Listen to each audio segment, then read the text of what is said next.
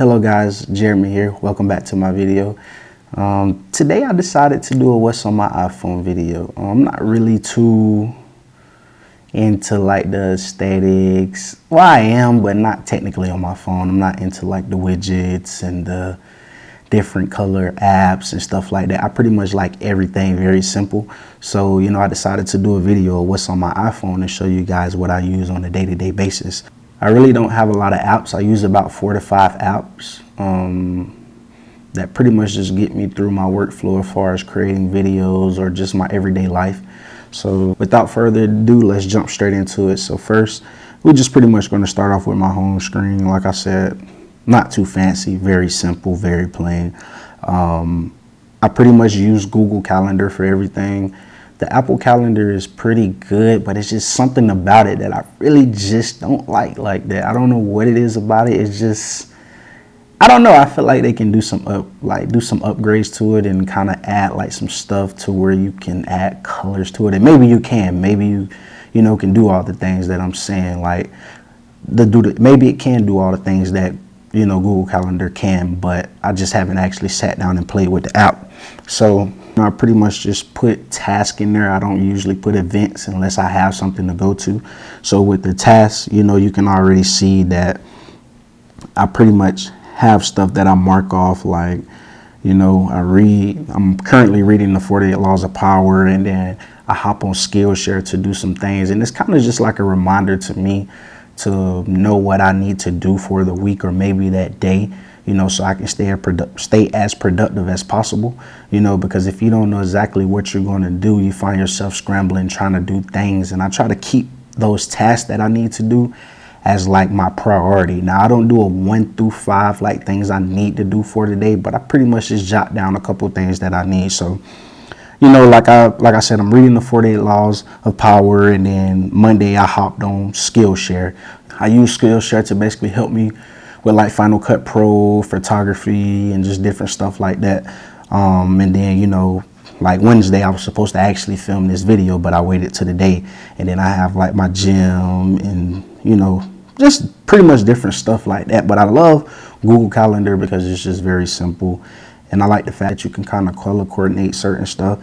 So like if you come over right here to the side where it has like the events and the task and the reminders, and these are things that you can color coordinate on your calendar to show you, okay, these are tasks, these are events and the reminders. So I can toggle off the tasks and you can see they won't show up on my calendar.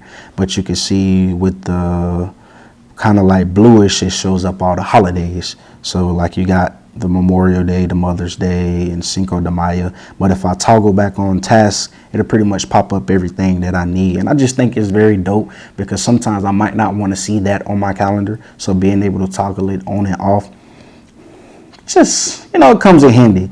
So anybody, I would recommend Google Calendar. It's the best. And it's some other stuff that you can do. I'm not really going to dive deep into it, but I can make a video and show you guys how I organize things on my Google Calendar, because I'm talking about it goes deeper than this. Like, it's just so much stuff that you can do on your hand. And I also like to keep it as a widget on my phone at the top, so I don't necessarily have to always click in the app, but I can just see everything that I have to do. Like tomorrow I have my cheat day, and today is showing me that I need to read the 48 laws, the Skillshare, and edit the video. So yeah, that's enough with the Google Calendar. The next app is the 2 Stories app. Now this app is very dope to me because it allows you to kind of like customize a video that you want to post on YouTube. You can either post it in like stickers or a poster, I think it is. So I actually DM'd Justin TSC and I asked him, because I seen him posted on his story, and I was wondering like, dang, how do you get kind of like your YouTube video showing, like, how do you get it like that? And he pretty much just sent me the app and showed me. So with this right here, you pretty much just go into YouTube and you copy and paste the link of the video that you want to do. So like my desk setup video, and I actually leave the link up top for you guys to check that out. So like my desk setup video, you pretty much just copy the link and then you go back over to the app and then you paste it. So what it's doing is allowing you to create a poster or you can do it in the form of a sticker. So I typically do the sticker, the poster. If I had like my face in it, I would do the poster to where it can kind of like line up, but you can't necessarily see like my whole desk setup, my whole thumbnail. So I typically just do the sticker, and once I do the sticker, I kind of like customize it to how I like it, and pretty much just pick whatever color that I'm feeling. And I typically go with like this whitish grayish, I think the color is. And from there, you know, you just add it to your stories. So once you add it to your stories, it allows you to basically bring what's over from that app to the story. And I kind of make it just like a tad bit bigger. Because for some reason when I copy the link and paste it in the app, I have to go back to YouTube to actually get that same link.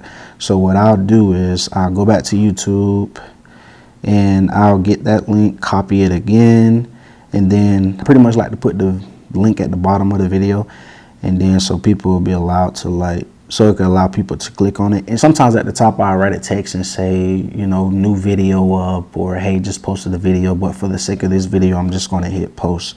And if you guys haven't followed me on Instagram, please follow me, Benion_. So yeah, that's pretty much it with that app. You know, it comes in handy. Just, you know, something different instead of just kind of like screenshotting it and posting the link to your YouTube video. So I pretty much like the app. So the next app I use is Tasty.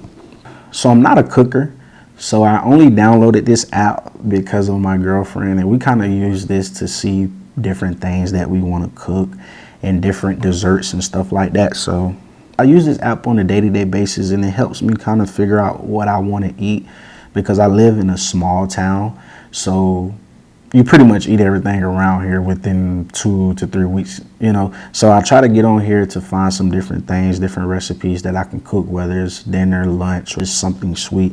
So with this app, you know, you could pretty much search up anything you want. They have easy dinners, 5 ingredients, under 30 minutes, chicken. So let's just say, you know, you want to make some cookies. It's late at night, you got the sweet tooth, you want to just make something real sweet.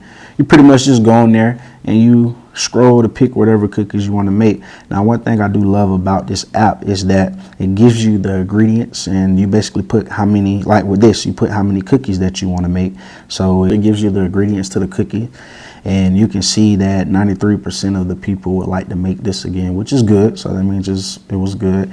And it shows you how long it would be ready, and just pictures and, you know, everything that you need to have to make the cookies. And it's also powered by Walmart, so you can actually shop on this app and put everything in your cart that you need, which I don't have that set up. So yeah, you pretty much just put everything in your cart, you add it to your grocery bag, and you can pay for it on this app and go pick it up from Walmart.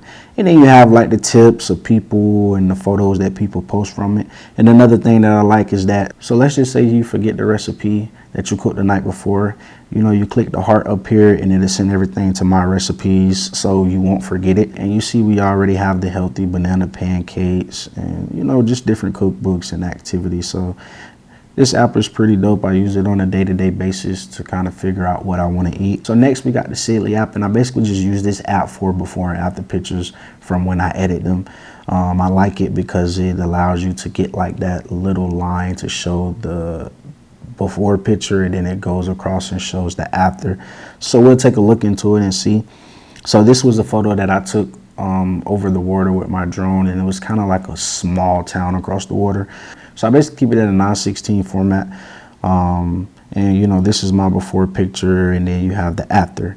So with this, I put the before picture and then I put the after picture, and I click on the arrow. So basically you have the speed right here, which you can adjust how fast it goes to the after picture, or you can, you know, you can lower it to make it a little more faster, but I typically keep it at the highest so people can see like the difference between the before and after. And you can either have it come in from the right, you can have it come in from the left, you can do up and down, you can do coming down, and then you have the width of the line. So you can either make it big to scroll down to the after picture, or you can make it small. I typically like to keep mine around a 4px, maybe 6, just so the line is not really that big. And you can even change like the color of the line and stuff. And then after that, you pretty much just export it. But with this app, you can either pay weekly or yearly. I typically just pay weekly because now that I have Final Cut Pro, I'm able to do the same thing. But when I don't have my laptop and I capture a picture with my phone, and after I edit in Lightroom, I want to get the before and after. It's just good to have this. So yeah, that's pretty much it with that app. There's not really too much going on with that. And then I have Notion on my phone. So Notion is a great app. I would recommend Notion to anybody that wants to stay organized with their videos and scripting videos and thumbnails or just anything. Like, it's so dope. Like, I don't know why I started using Notion. I just seen the app one day, so I started doing research on it, and I was like, I'm gonna check it out. And I downloaded a template from, I can't think of his name, but I'll leave it down below. So I downloaded a template from him, and I can honestly say I do not regret downloading this app. So I pretty much use Notion to keep track of my videos, and like I said, with the video titles and stuff like that. So let's actually click on one of the videos and see. So with here, you have the status, which I pretty much published the video already, and then I put the publish date. And, you know, sponsors, which I don't have any, but I like to keep it up there. It kind of like motivates me to keep going, to know that one day I'll have it. Then you have the different tags that'll show you basically what your video is about: productivity, tech, learning. Then you put the URL of the video and the video number. And down below where it says add a comment, I pretty much just put like a side note of what I'm doing, because sometimes my brain just, I forget stuff. So just being able to put that down there to say, okay, you know what, this is my desk setup tour. And I already have the title ideas toggled down. So with the title ideas, I basically just put every title that I come up with, and when I'm getting ready to post a video, I kind of just narrow it down. But I try to brainstorm as many as possible. And, you know, you can see I have welcome to my desk setup tour, my 2022 desk setup tour. And if you guys haven't watched that video, I'll leave a link up to the top. But, you know, my desk setup tour, my 2020 minimal desk setup tour. And then you have the keywords, which I'll just put some stuff that I really don't use that like that. And then you have the sponsoring information, which I don't have any sponsors. And then the editing checklist and the publishing checklist.